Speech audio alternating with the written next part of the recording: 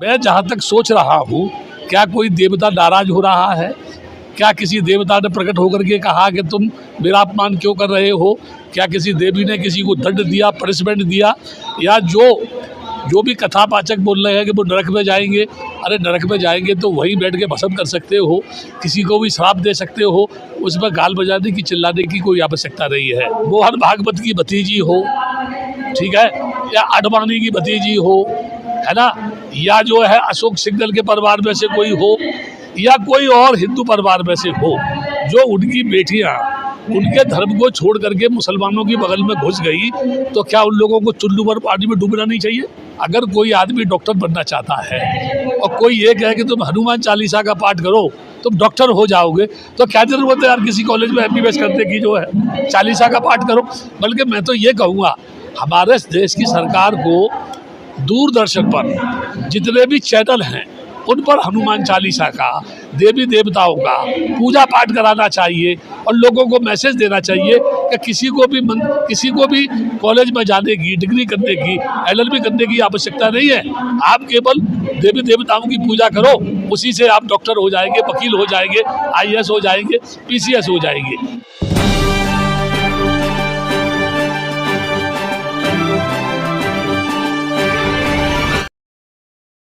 यानी जो लोग सदियों से जिन देवी देवताओं की पूजा करते रहे हैं या पूजा कर रहे हैं, चाहे वो देवी हो या कोई भगवान हो, ब्रह्मा हो, विष्णु हो, महेश हो, उनकी पूजा करने के बावजूद भी दो बातें हमारे देश में है। पहली बात तो ये है कि इतने देवताओं के बावजूद भी ये देश भूखा नंगा और परेशान क्यों? पहला प्रश्न मेरा ये है।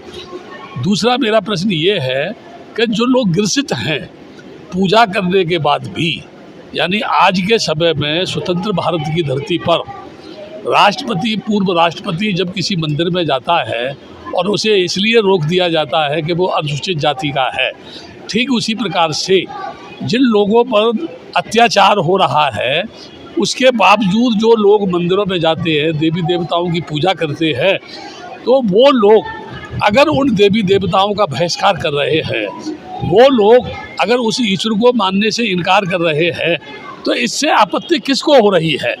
मैं जहाँ तक सोच रहा हूँ, क्या कोई देवता नाराज हो रहा है? क्या किसी देवता ने प्रकट होकर के कहा कि तुम मेरा अपमान क्यों कर रहे हो? क्या किसी देवी ने किसी को दंड दिया, पनिशमेंट दिया? या जो भी कथापाचक बोल रहे हैं कि वो नरक में जाएंगे, अरे नरक में जाएंगे तो वहीं बैठ के भस्म कर सकते हो, किसी को भी श्राप दे सकते हो, उसमें गाल बजाने की, चिल्लाने की कोई आवश्यकता नहीं है। तो जहाँ तक ये जो बवाल की बात है, ये एक राजनीतिक लोगों ने मसला बना लिया है। इससे पहले 22 प्रतिज्ञाएँ होती थी, पूरे देश भर में हुई, गुजरात में हुई, पंजाब में हुई, हरियाणा में हुई, राजस्थान में हुई, मध्य प्रदेश में हुई, छत्तीसगढ़ में हुई, बिहार में हुई, उत्तर प्रदेश में हुई, पटना में हुई। तब तो मैं समझता हूँ कोई भी नहीं चिल्लाया, कोई भी नहीं चीखा। मैखू राम जो पूर्व DGP था, उसने भी जो है गांधी मैदान में 22 प्रतिज्ञा स्वीकार की थी। गुलाब चेहरा जिसने आगरा में जो है कोठी मीना बाजार में बौद्ध धर्म स्वीकार किया था, वहाँ भी 22 प्रतिज्ञा ली गई थी, तब किसी ने कोई ऐतराज़ नहीं किया। मैं समझता हूँ सबसे ज़्यादा इस बात को हवा जो दे रहे हैं वो ब्राह्मणी संस्कृति के पोषक लोग दे रहे हैं, जिनका ब्राह्मण तो खतरे में है। यानी ब्राह्मण तो सीधा भगवान का पेशकार है। यानी जितने भी देवी देवता है उनका हेडमैन जो है भारत जमीन पर कौन है? ब्राह्मण है। ब्राह्मण के बगैर किसी भी देवता या कोई भी भगवान, कोई भी किसी भी आदमी की सुनाई नहीं कर सकता। मैं समझता हूँ व्यर्थ का ये रोना पीटना है।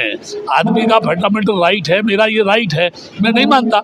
मैंने जिस भगवान को माना, मैं एक बात मैं नहीं बोलता, लोग बोलते हैं, किसी को भगवान मान लीजिए खीर चढ़ाता है तब खुश होता है।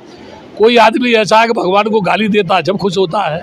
कोई ऐसा देवी है कि अगर कोई डकैत बकरा काट के चढ़ा दे तो और ज़्यादा लंबी डकैती डालता है।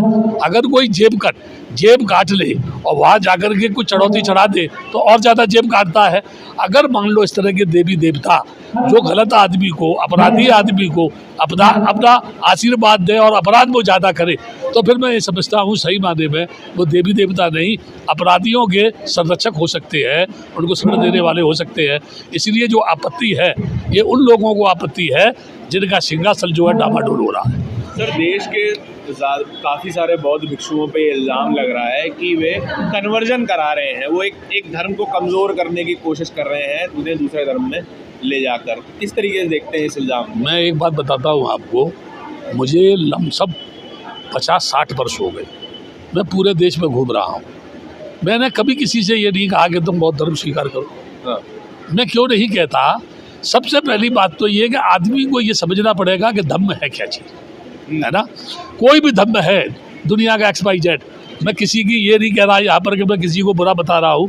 अगर कोई भी धर्म आदमी को आदमी से दूर करता है या किसी भी धर्म में आदमी को शोषण करने का संदेश देता है या किसी भी धर्म में कोई भी व्यक्ति किसी व्यक्ति को ऊंच नीच कहता है, तो सही मायने में मैं उसे मानवीय दृष्टिकोण से धर्म मानने को तैयार नहीं हूँ। जहाँ तक बुद्ध के धर्म का संबंध है, बुद्ध कहता है अथ दीपो भव, तू अपना दीपक आप बन।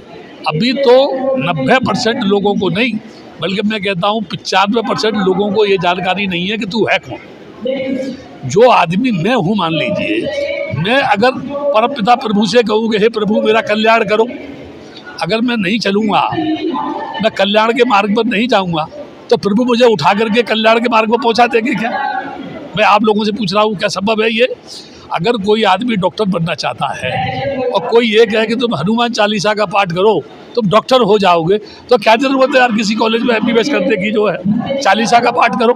बल्कि मैं तो ये कहूँगा हमारे देश की सरकार को दूरदर्शन पर जितने भी चैनल हैं उन पर हनुमान चालीसा का, देवी देवताओं का पूजा पाठ कराना चाहिए और लोगों को मैसेज देना चाहिए कि किसी को भी कॉलेज में जाने की, डिग्री करने की, LLB करने की आवश्यकता नहीं है। आप केवल देवी देवताओं की पूजा करो, उसी से आप डॉक्टर हो जाएंगे, वकील हो जाएंगे, IAS हो जाएंगे, PCS हो जाएंगे। इसलिए ये आरोप लगाना, चलो थोड़ी देर के लिए मैं आपकी बात मान लेता हूँ, ये इन्हीं की लड़कियाँ यानी मोहन भागवत की भतीजी हो, ठीक है, या आडवाणी की भतीजी हो, है ना, या जो है अशोक सिंघल के परिवार में से कोई हो, या कोई और हिंदू परिवार में से हो, जो उनकी बेटियां उनके धर्म को छोड़ करके मुसलमानों की बगल में घुस गई, तो क्या उन लोगों को चुल्लू भर पानी में डूबना नहीं चाहिए? तुम्हारी बेटियां तुमको छोड़ करके मुसलमानों के घर में क्यों जा रही है भाई? क्या कारण है? उनकी मर्जी हो सकती है। जब उनकी मर्जी हो सकती है किसी भी घर में घुसने की, तो आदमी भी किसी भी समय पर किसी भी धर्म को त्याग करके किसी भी धर्म को स्वीकार कर सकता है। लेकिन उसमें चिल्लाने की क्या बात है? वो ये कह रहे हैं कि आप फोर्स कर रहे हो, आप एक समाज को बुरा बता के खुद को बेहतर दिखाने की कोशिश कर रहे हैं। देखिए ऐसा है, मैं किसी भी आदमी से ये बोलूँ कि वो खराब है तुम अच्छे हो, मैं इसको भी पागलपन कहता हूँ। कोई मुझे पूछे तो क्यों? कोई आदमी आज अच्छा है कल खराब भी तो हो सकता है, और जो आदमी आज खराब है कल वो अच्छा भी हो सकता है।